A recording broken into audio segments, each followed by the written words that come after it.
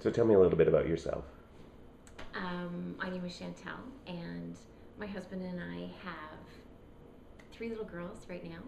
Um, they are sweet little things, Jenna, Jaden, and Giovanna. Um, but life didn't start out that easy for us as a family. Um, our first pregnancy, we were pregnant with twins, Jenna and Josh, and at about 22 weeks, um, things started to go wrong, and I ended up with um,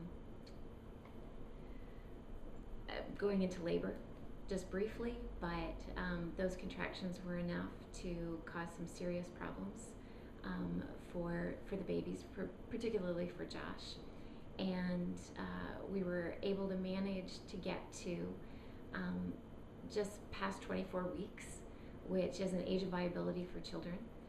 But we knew going in that it probably wasn't going to be a positive result. And we had two beautiful little babies. Josh was 1 pound 8 ounces, and Jenna was 1 pound 5 ounces. Um, Josh lived for 2 months, 55 days actually, and died of complications from a bowel obstruction. Jenna um, finally kind of kicked into gear at that point and started to show signs that she was gonna pull through. She was gonna fight, and we were able to bring her home 110 days after she was born on oxygen.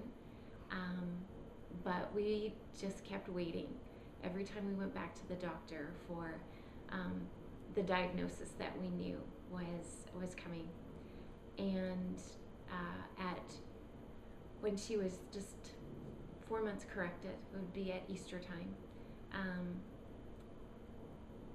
the pediatrician, it was my first time meeting her, said to me, "Well, your daughter has cerebral palsy," and it was it was a devastating blow.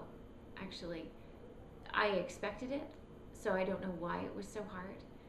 We had already heard that she was profoundly deaf, and I was okay with that.